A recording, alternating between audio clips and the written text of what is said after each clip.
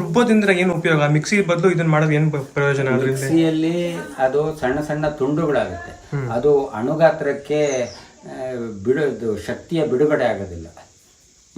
ಇದರಲ್ಲಿ ಅದು ಶಕ್ತಿಯ ಬಿಡುಗಡೆ ಆಗ್ತದೆ, ಅದರಿಂದ ಒದಗುವಿಕೆ ಜಾಸ್ತಿ. ಈಗ ಉದಾಹರಣೆಗೆ 1 kg ಅಕ್ಕಿಯನ್ನು ರುಬ್ಬಿದರೆ ಇದರಲ್ಲಿ ರುಬ್ಬಿದರೆ 10-12 ಜನಕ್ಕೆ ಬೇಕಾದಷ್ಟು ದೋಸೆ ಆಗ್ತದೆ. ಮಿಕ್ಸಿಲಿ ರುಬ್ಬಿದರೆ ಒಂದು 8 ಜನಕ್ಕಾಗುವಷ್ಟು, ಅಷ್ಟು ಒದಗುವಿಕೆ ಕಮ್ಮಿ ಆಗ್ತದೆ. ಮತ್ತು ಹಾಗಾದ ಕಾರಣ ರುಚಿಯೂ ಸಹ ಕಮ್ಮಿ ಆಗ್ತದೆ, ಗಟ್ಟಿ ಬರ್ತದೆ ದೋಸೆ ಇಡ್ಲಿ. ಇದರಲ್ಲಿ ರುಬ್ಬಿದರೆ ಸಾಫ್ಟ್ ಆಗ್ತದೆ. ರುಚಿಯ ಮತ್ತೆ ನ್ಯೂಟ್ರಿಯೆಂಟ್ ವ್ಯಾಲ್ಯೂ, ಪೋಷಕಾಂಶಗಳ ಗುಣ ಕೂಡ ಅದು ಸಹ ಇದರಲ್ಲಿ ಹೆಚ್ಚಾಗಿರುತ್ತೆ. ಅದೇ ರುಬ್ಬೋದ್ರಿಂದ ಹೆಚ್ಚಾಗುತ್ತೆ. ರುಬ್ಬೋದ್ರಿಂದ ಹೆಚ್ಚಾಗುತ್ತೆ. ಮಿಕ್ಸಿಲಿ ತುಂಡಾಗ್ತದೆ ಅಷ್ಟೇ, ಅದು ತುಂಡ ಮಾತ್ರ ಆಗ್ತದೆ. ಅಂದ್ರೆ ನೀವು ಹೇಳೋದು ಯಾವ್ದಾನ ಒಂದು ಪೋಷಕಾಂಶ ಇದ್ರೆ ರುಬ್ಬುವಿಕೆಯಿಂದ ಹೆಚ್ಚು ಅದು ವಿಕಸನ ಆಗುತ್ತೆ, ಜಾಸ್ತಿ ಹೆಚ್ಚಾಗುತ್ತೆ ಅನ್ನೋದು ಅಂತ.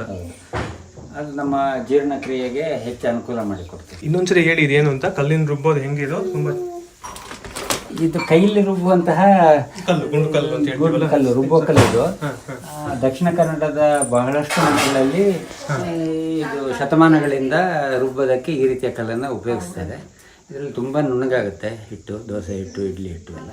ಕೈಯಲ್ಲಿ ರುಬ್ಬುವ ಶ್ರಮವನ್ನು ಕಮ್ಮಿ ಮಾಡಲಿಕ್ಕೆ ಇದಕ್ಕೆ ಮೋಟರನ್ನ ಈ ರೀತಿಯಲ್ಲಿ ಬಳಕೆ ಮಾಡಿ ಹಿಂದೆ 50 ವರ್ಷಗಳ ಹಿಂದೆ ಆವಿಷ್ಕಾರಗೊಂಡಂತಹ ತಂತ್ರವಿದ್ಯೆ ಇದು.